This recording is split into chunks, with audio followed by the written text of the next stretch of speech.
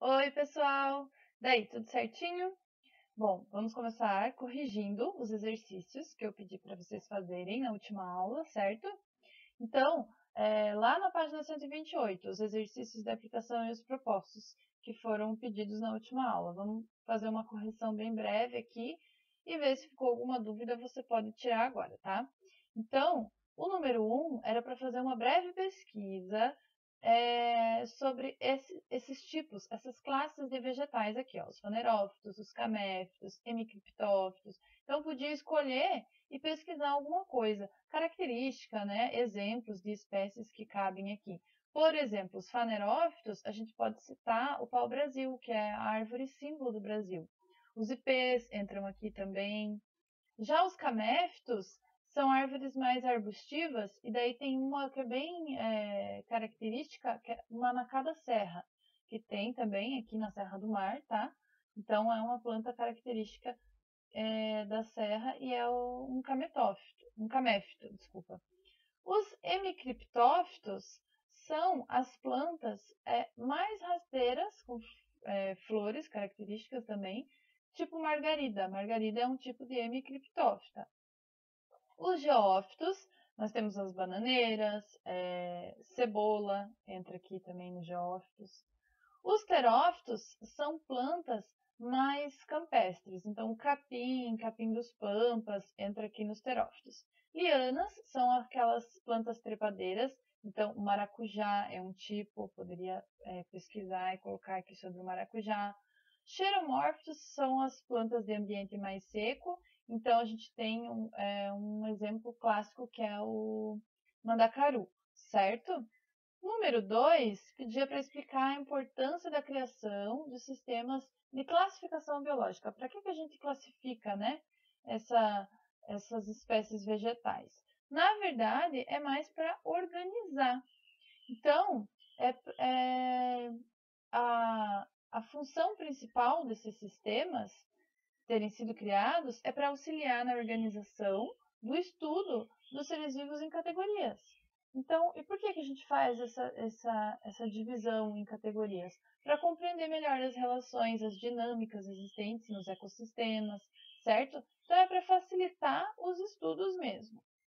Então, agora a gente vai entrar no capítulo 20 e 21, certo? Continuar. E a gente vai falar um pouquinho mais, deixa eu só subir aqui, é lá na página 116, certo?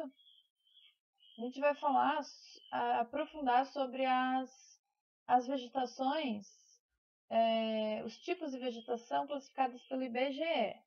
Então, aqui na página 116, começa a descrever um pouco mais as florestas ombrófilas e as estacionais. Então, hoje a gente vai ver as ombrófilas, certo? Que é um tipo de classificação de vegetais do IBGE. O IBGE tem 12 tipos principais de classificação dos vegetais. As florestas ombrófilas fazem parte dessa classificação. Primeiro vamos ver o que caracteriza uma floresta. Por que eu sei que é uma floresta e não é um bosque, não é um deserto, não é outra coisa? Por que eu sei que é uma floresta? Para ser floresta, precisa ter um conjunto de árvores com uma vegetação, uma área contínua, então tem que ter uma área contínua de árvores com uma altura considerável, em que a quantidade de luz que chega no solo seja menor, justamente por causa da sombra que essas árvores vão fazer. Então, para eu classificar um tipo de vegetação em floresta, eu tenho que ter essas características, tá? E a palavra ombrófila vem do grego, tem origem grega, ombros, que significa chuva, e filos é amigo, então amiga das chuvas. Uma floresta ombrófila é uma floresta úmida, caracterizada como também floresta pluvial. Pluvial vem de chuva, né? Tem uma grande incidência de chuvas. Além de eu poder classificar em floresta ombrófila, dentro das florestas ombrófilas, eu ainda posso ter 3 tipos. As florestas ombrófilas densas, abertas e as mistas. Então, vamos começar vendo a densa. FOD, Floresta Umbrófila densa. O que é isso? É caracterizada por uma vegetação que tenha fanerófitos, que são aquelas mais altas que a gente falou, né? Pau-brasil, ipê, as lianas e as epífitas. Lianas são aquelas plantas, né, que se enrolam em outras. As plantas trepadeiras como maracujá, chuchu é assim também. As epífitas tem aqui embaixo, ó, para ir além, para quem tiver dúvida. Epi vem da origem grega e significa sobre, em cima. Fitas são plantas. Então, são plantas que crescem sobre outras, fazendo um inclinismo. Essas plantas, elas apenas se apoiam, tá? Sobre outras, mas elas não causam nenhum tipo de impacto ou não causam parasitismo. Elas apenas são inquilinas mesmo, elas só se apoiam sobre outras. Então, tendo esses três tipos aqui, e com muitas espécies perinifólias, perinifolia significa com grande duração. Árvores perenes, ou seja, um ciclo de vida longo, no mínimo aí 2 anos, tá? Tem que ser por mais de 2 anos para ser considerada perinifolia. Então, a floresta umbrófila densa tem que ter essas características aqui. Além disso, as temperaturas na floresta umbrófila densa são altas, em média 25 graus. Então, são temperaturas elevadas em comparação com as outras, né? E tem um clima que não é seco. Então, é um volume de chuvas grande, distribuídas ao longo de todo o ano. Durante todo o ano, 365 dias, apenas cerca de 60 dias vão ser de seca. Todos os outros vão ser de chuva. Então, é uma chuva abundante, bem úmida mesmo, certo? Exemplo de floresta umbrófila densa. Floresta amazônica é o nosso principal exemplo, tá?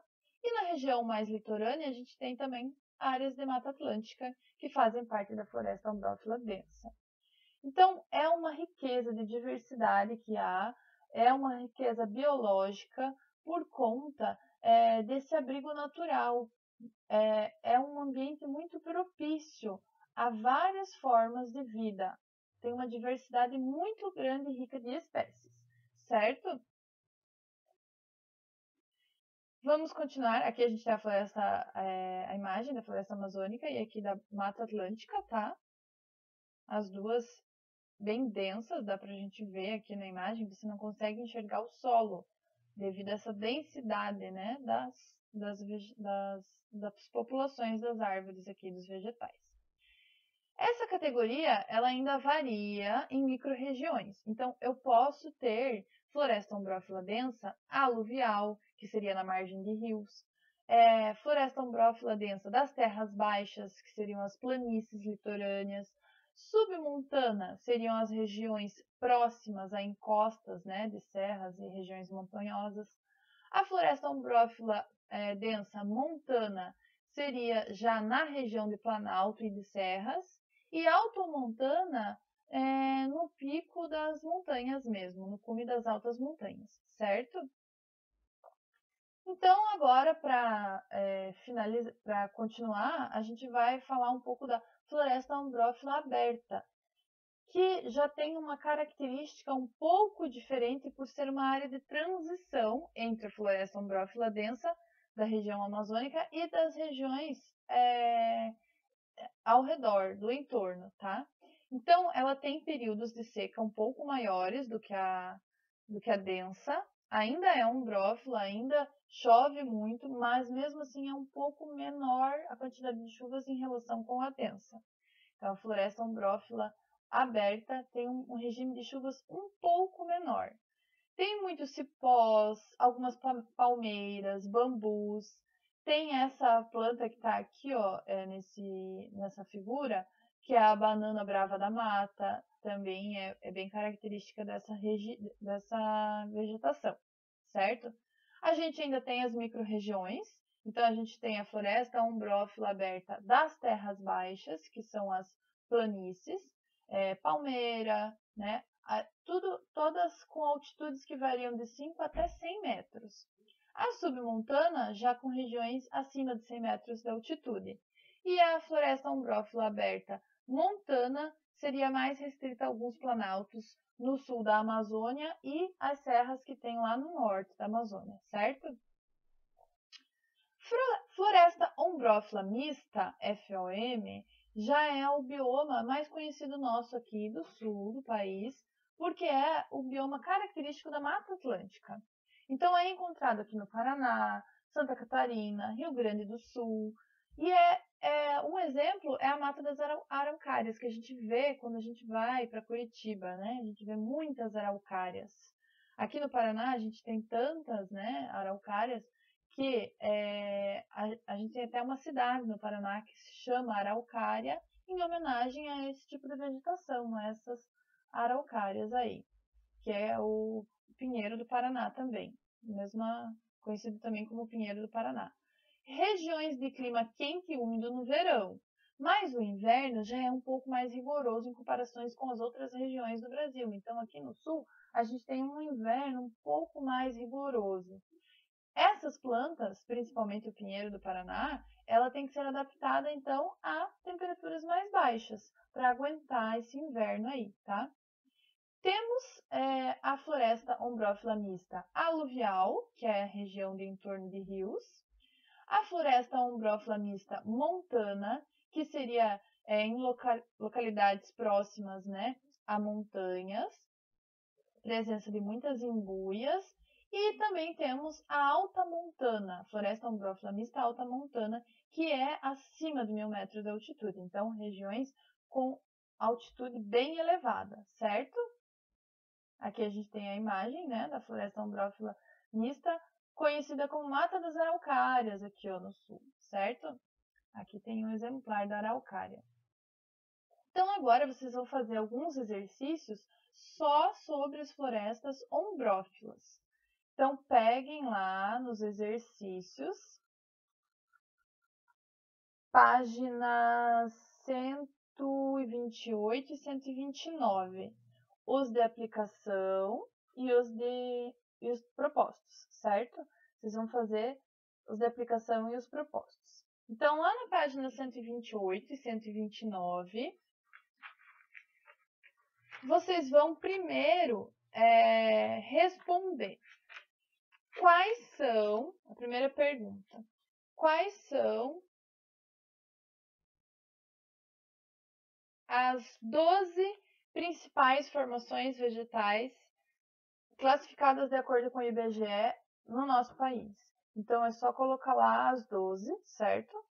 E no número 2, a A e a B ali, vocês vão responder na letra A, caracterizar as florestas ombrófilas, e na letra B, as diferentes florestas ombrófilas, a aberta, a mista e a densa, certo? As três, vão caracterizar cada uma das três na letra B. Gente, os exercícios propostos da 129 não é para fazer ainda, certo? Então, eu só quero que vocês façam os de aplicação hoje. Os exercícios propostos a gente vai fazer na próxima aula, porque eles tratam de florestas estacionais, que eu vou explicar, dar continuidade na próxima aula, tá? Na próxima videoaula. Então, por enquanto, vocês só vão fazer o número 1 e 2, páginas 128 e 129. Tranquilo? Se ficar alguma dúvida, entra lá no fórum, tá? No Sponte, que assim que eu puder eu já respondo e vou auxiliando vocês se tiverem dúvidas para realizar esses exercícios. Então, para casa, só os de aplicação, 1 e 2, páginas 128 e 129, e façam a leitura, tá? Do texto do módulo 19, do módulo 20 e 21, só da parte que fala das florestas ombrófilas. Vamos deixar as estacionais para a próxima aula. Tranquilo? Então, bons estudos, pessoal, e até a próxima aula.